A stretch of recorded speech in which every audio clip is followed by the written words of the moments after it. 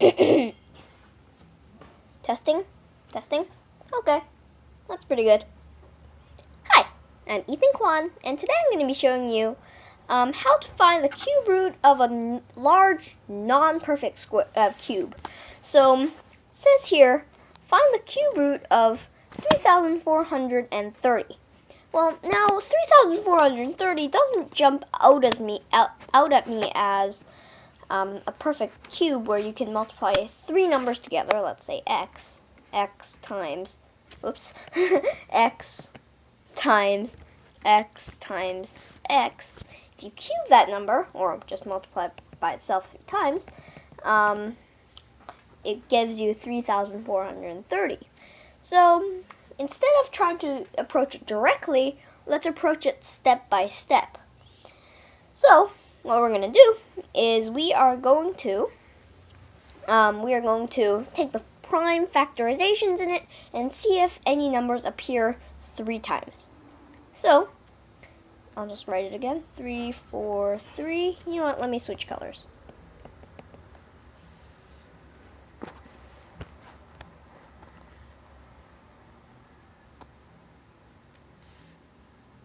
Okay. Okay. So, okay. So, okay, maybe that's a little too dark.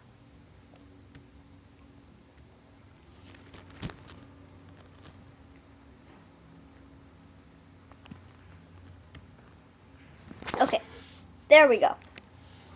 Okay, so cube root of 3430.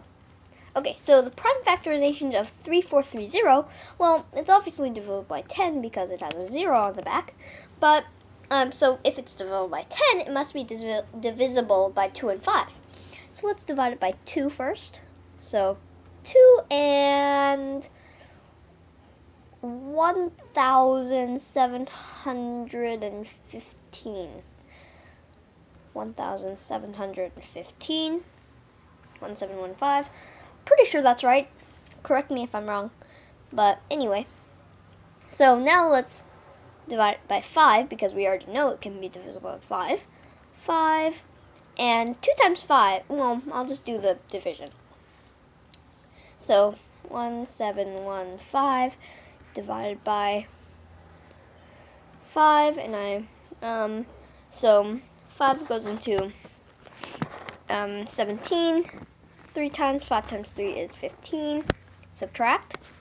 You get 2. Bring down 1. 5 goes into 21 4 times.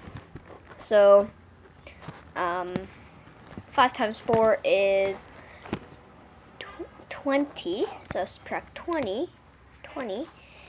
And then you get 1.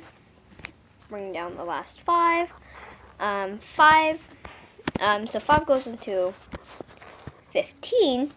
3 times 5 times 3 is 15. Subtract. Subtract. And we have no remainder. Okay, so that's the division process. So we get 343. Now, we're going to try and split 343 up into different numbers, but it doesn't really jump out at you what 2 numbers multiplied would give you 343.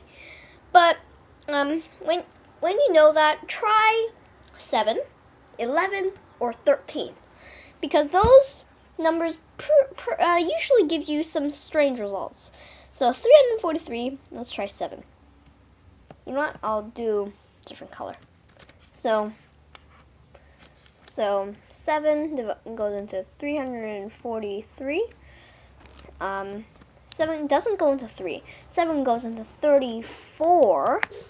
Let's see. 7 goes into 34 4 times. I think. Yeah, 4 times. 7 times 4 is 28. Subtract. Subtract. You have 6. 6, bring down the 3, and then 7 goes into 9. 63 9 times. subtract. So 7 times 9 is 63. Subtract, you have no remainder. I have no idea why people do this last step because it's kind of obvious. Well, anyway. Well, I do it a different way, but oh well, whatever. I'm just doing it the way that you guys do. Anyway, so 7 and 49. And you might know that 49 is equal to 7 times 7. Okay, now we have the prime factorization, and now we can just find the cube root of all these multiplied because, well, 2 times 5 times 7 times 7 times 7 is 49. I mean, 3,430. Here, I'll show you. So, 2 times 5 times 7 times 7 times 7. 3430. So, let's go down here. 25777. So, let's try and find the cube root of 2 cube root of 2 times 5 times, and I'm just going to write 7 times 7 times 7 as 7 cubed. That just means 7 times 7 times 7. Anyway, so now we're going to split it right there. So now it's square root of 2 times 5. 2 times 5 is 10, so I'm just going to cube root. 2 times 5 is 10, so I'm just going to leave it at the cube root of 10. And then times the cube root of 7 cubed. Now, right here we have 2 3's right here. So, actually they cancel out. So, what you're left with is the cube root of 10 times 7 or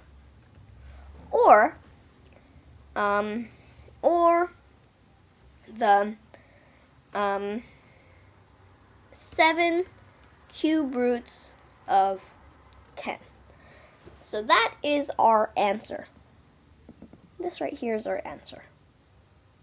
And they did what they asked us to do, right? Right? Right? Right? Oops. Right? We did what they asked us to do. Woohoo! Okay. See you at howtodostuffleafing.com. Also, remember to like, subscribe, and hit that notification bell so you get notified of new videos. See you at howtodostuffleafing.com. And see you next time. Bye. Push.